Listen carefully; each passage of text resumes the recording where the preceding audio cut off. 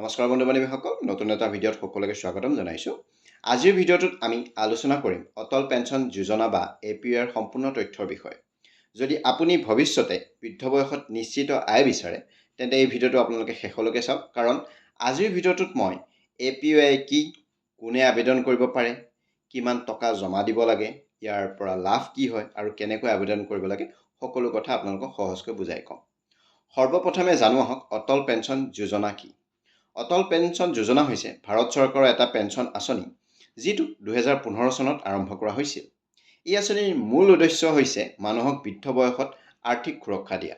অৰ্থাৎ আপুনি আজিৰ পৰা অলপকৈ টকা জমা কৰিব আৰু 60 বছৰ বয়সৰ পিছত প্ৰতিমাহে নিশ্চিত পেঞ্চন লাভ কৰিব।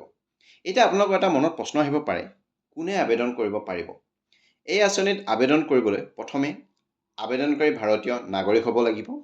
দ্বিতীয়তে বয়স 18 বছৰৰ পৰা 40 বছৰৰ ভিতৰত হ'ব লাগিব।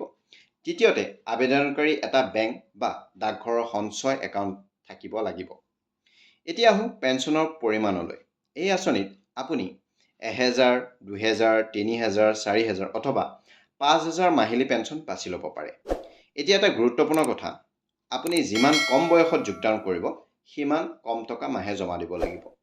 উদাহৰণস্বৰূপে যদি চাওঁ, যদি কোনোবাই 18 বছৰ বয়সত 5000 পেঞ্চন বাছি লয় তেন্তে তেওঁ প্ৰায় 210 টকাৰ ওচৰে পাজৰে প্ৰতিমাহে জমা দিব লাগিব। কিন্তু যদি কোনোবাই 40 বছৰ বয়সত সেই একেই পেঞ্চন বাছি লয় তেন্তে তেওঁ প্ৰায় 1450 টকাৰ ওচৰে পাজৰে প্ৰতিমাহে জমা দিব লাগিব।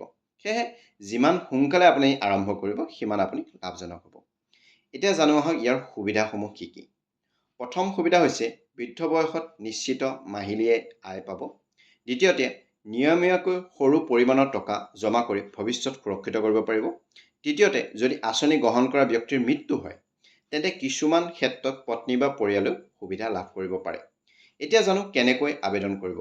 আবেদন কৰিবলৈ প্ৰথমে ওচৰৰ বেংক বা ডাকঘৰলৈ যাব। তাৰপিছত APY আবেদন ফৰ্ম ল'ব। ফৰ্মত নিজৰ নাম, মোবাইল নম্বৰ, নমিনি আৰু বেংকৰ তথ্য পূৰণ কৰিব। তাৰপিছত আপুনি কিমান টকাৰ পেঞ্চন কৰিব বিচাৰে সেইটো বাছনি কৰিব। আবেদন সম্পূৰ্ণ হোৱাৰ পিছত প্ৰতিমাহে আপোনাৰ একাউণ্টৰ পৰা স্বয়ংক্ৰিয়ভাৱে টকা কটা যাব। বন্ধুসকল, যদি আপুনি নিজৰ আৰু পৰিয়ালৰ ভৱিষ্যত সুৰক্ষিত কৰিব বিচাৰে তেন্তে এই আঁচনিৰ বিষয়ে জানি ৰখাটো যথেষ্ট জৰুৰী। ভিডিঅ'টো যদি ভাল লাগিলে লাইক কৰক, শ্বেয়াৰ কৰক আৰু চেনেলটো ছাবস্ক্ৰাইব কৰিব নাপাহৰিব। ধন্যবাদ।